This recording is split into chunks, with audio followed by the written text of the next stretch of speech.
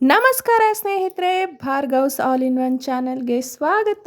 Welcome to my channel ಅಂತ ಹೇಳ್ತಾ, ಇವತ್ತಿನ ವ್ಲಾಗಲ್ಲಿ ಒಂದು ಒಳ್ಳೆ ರೆಸಿಪಿಯನ್ನು ತೋರಿಸ್ತಾ ಇದ್ದೀನಿ. ತುಂಬ ತುಂಬ ತುಂಬ ಆರೋಗ್ಯಕ್ಕೆ ಒಳ್ಳೆಯದು. ಯಾವುದು ನಾವು ಕಹಿ ಅಂತ ದೂರ ಇಡ್ತೀವೋ ಅದೇ ಸಹ ಆರೋಗ್ಯಕ್ಕೆ ತುಂಬಾ ಬೆನಿಫಿಟನ್ನು ಕೊಡುತ್ತೆ. ಅಂತಹ ಒಂದು ರೆಸಿಪೀಸನ್ನು ಶೇರ್ ಮಾಡ್ಕೋತಾ ಇದ್ದೀನಿ. ನಾನಿವತ್ತು ಮಾಡ್ತಾ ಇರೋದು ಹಾಗಲಕಾಯಿ ಗೊಜ್ಜನ್ನು ಮಾಡ್ತಾ ಇದ್ದೀನಿ. ಯಾವುದೇ ಥರದ ಕಹಿ ಹೆಚ್ಚು ಇಲ್ಲದೇ ಆರಾಮಾಗಿ ಮಕ್ಕಳಿಂದ ದೊಡ್ಡೋರ್ವರೆಗೂ ಯಾರು ಬೇಕಿದ್ರೂ ಸಹ ತುಂಬಾ ಇಷ್ಟಪಟ್ಟು ತಿನ್ನೋವಂಥ ಒಂದು ರೆಸಿಪಿ ಇದು. ಈ ರೆಸಿಪಿಗೆ ನಾನೊಂದು ಅರ್ಧ ಕೆ ಜಿಯಷ್ಟು ಹಾಗಲಕಾಯನ್ನು ತಗೊಂಡಿದ್ದೀನಿ. ಅದನ್ನು ಕಟ್ ಮಾಡಿ ಉಪ್ಪು ಮತ್ತು ಹುಣಸೆ ಹಣ್ಣನ್ನು ಹಾಕಿ ಬೇಯಿಸ್ಕೊತಾ ಇದ್ದೀನಿ. ಬೇಯಿಸ್ಕೊಂಡು ಆ ನೀರನ್ನೆಲ್ಲ ಶೋಧಿಸಿ ಪಕ್ಕಕ್ಕೆ ಇಟ್ಕೊತಾ ಇದ್ದೀನಿ. ಸೊ ಇದು ಪಕ್ಕಕ್ಕೆ ಇಟ್ಕೊಂಡ್ಮೇಲೆ ಇದಕ್ಕೇನೆಲ್ಲ ಇಂಗ್ರೀಡಿಯೆಂಟ್ಸ್ ಬೇಕು ಅಂತ ನಿಮಗೆ ತೋರಿಸ್ತೀನಿ. ಸೊ ಬನ್ನಿ ಸ್ಟಾರ್ಟ್ ಮಾಡೋಣ. ಮೊದಲಿಗೆ ನಾನಿಲ್ಲಿ ಒಂದು ದೊಡ್ಡ ನಿಂಬೆಹಣ್ಣು ಗಾತ್ರದಷ್ಟು ಹುಣಸೆಹಣ್ಣನ್ನು ತಗೊಂಡಿದ್ದೀನಿ. ಒಂದು 2 ಸ್ಪೂನಷ್ಟು ಸಾಂಬಾರು ಪೌಡರು, ಹಾಗೆ ಒಂದು 2 ಸ್ಪೂನಷ್ಟು ಅಚ್ಚಕಾರದ ಪುಡಿ, ಎಲ್ಲ ಸಹ ಮನೆಯಲ್ಲೇ ಮಾಡ್ಕೊಂಡಿರೋವಂಥದ್ದು. ಯಾವುದೇ ಥರದ ಅಂಗಡಿಯಿಂದ ತರಿಸೋವಂಥ ಪುಡಿಗಳನ್ನು ನಾನು ಯೂಸ್ ಮಾಡಲ್ಲ, ಓನಾಗಿ ಮನೆಯಲ್ಲೇ ಮಾಡ್ಕೋತೀನಿ. ಸೊ ಇದನ್ನೆಲ್ಲ 2 ಸ್ಪೂನಷ್ಟು ತಗೊಂಡು, ಜೊತೆಗೆ ಹಚ್ಚಿಟ್ಕೊಂಡಿರೋವಂಥ 2 ಈರುಳ್ಳಿ ದೊಡ್ಡ ಸೈಜಿಂದು, 4 ಟೊಮೆಟೊ ದೊಡ್ಡ ಸೈಜಿಂದು ಕಟ್ ಮಾಡಿ ಇಟ್ಕೊಂಡಿದ್ದೀನಿ. ಹಾಗೆ ಅಚ್ಚ ಖಾರದ ಪುಡಿ ಬಂದು ಸ್ವಲ್ಪ ಕಲರ್ಗೋಸ್ಕರ ನಾನು ಬ್ಯಾಡಗೆ ಮೆಣಸಿನ್ಕಾಯಿನ ಯೂಸ್ ಮಾಡ್ಕೊಂಡಿದ್ದೀನಿ.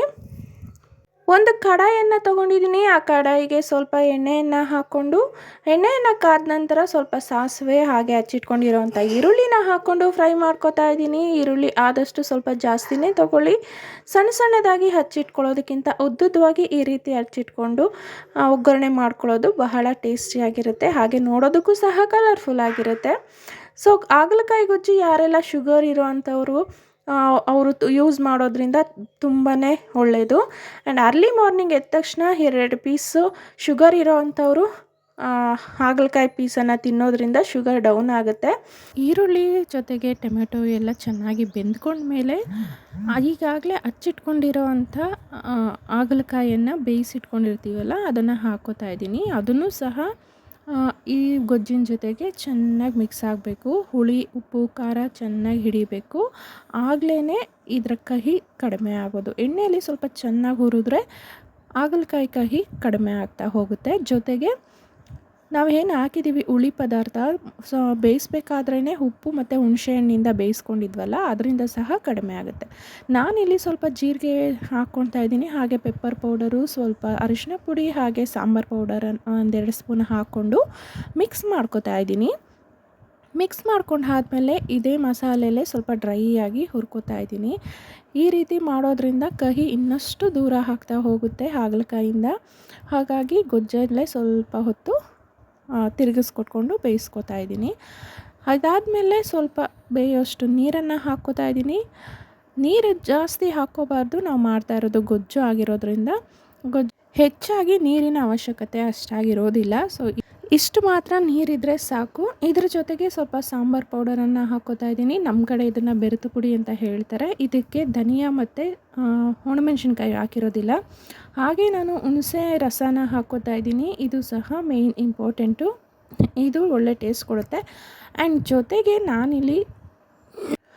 ಜೊತೆಗೆ ನಾನಿಲ್ಲಿ ಒಂದು ಒಣಕೊಬ್ಬರಿ ಹಾಗೆಯೇ ಎಳ್ಳನ್ನು ಹುರಿದು ಪುಡಿ ಮಾಡಿ ಇಟ್ಕೊತಾ ಇದ್ದೀನಿ. ಇದು ಮೇಯ್ನ್ ಇಂಗ್ರೀಡಿಯೆಂಟ್ಸ್ ಗೊಜ್ಜಿಗೆ ಬಹಳ ಟೇಸ್ಟ್ ಕೊಡುತ್ತೆ, ಹಾಗೆ ಗಟ್ಟಿಯಾಗೂ ಆಗುತ್ತೆ.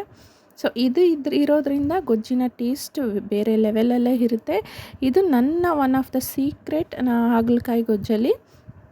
ಇದೆಲ್ಲ ಹಾಕ್ಕೊಂಡ್ಮೇಲೆ ಮತ್ತಷ್ಟು ಬೇಯೋದಕ್ಕೆ ಇಟ್ಕೊತಾ ಇದ್ದೀನಿ. ನಾವು ಹಾಕಿರೋವಂಥ ನೀರು ಬೇಯ್ತಾ ಕುದೀತಾ ಇನ್ನೂ ಸ್ವಲ್ಪ ಚಿಕ್ಕದಾಗಬೇಕು.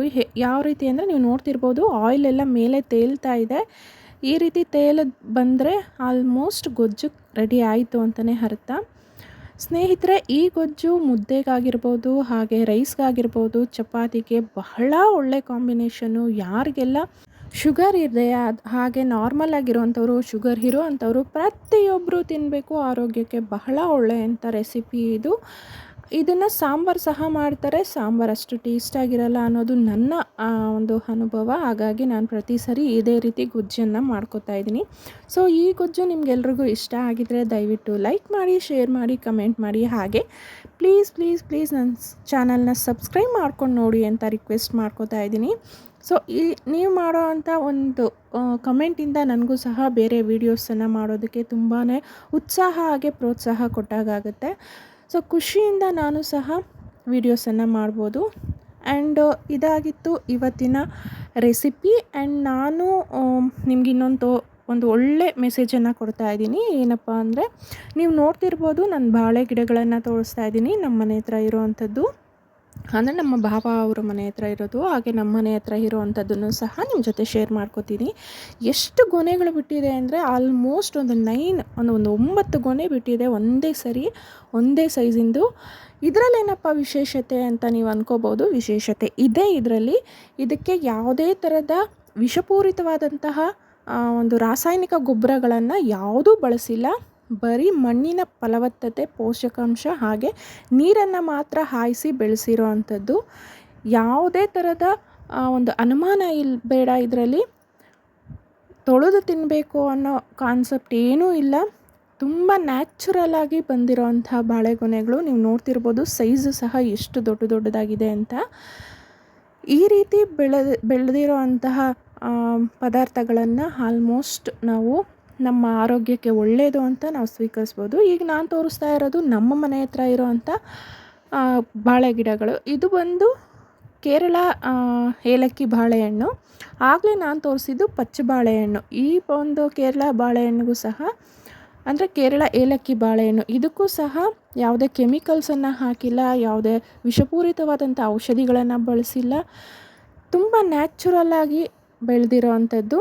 ನಾನು ಬಾಳೆಗೊನೆಗಳು ಪಾಕಕ್ಕೆ ಬಂದಿರೋದಂತ ಕಟ್ ಮಾಡಿ ತೋರಿಸ್ತಾ ಇದ್ದೀನಿ ನಿಮಗೆ. ನೋಡಿ ಎಷ್ಟು ದಪ್ಪ ಇದೆ. ಇದು ನೋಡೋದು ಪಚ್ಚ ಬಾಳೆಹಣ್ಣು ಥರನೇ ಕಾಣಿಸುತ್ತೆ. ಅಷ್ಟು ನ್ಯಾಚುರಲ್ಲಾಗಿ, ಅಷ್ಟು ದಪ್ಪಗೆ ಉದ್ದವಾಗಿ ಬಂದಿರೋ ಅಂಥದ್ದು.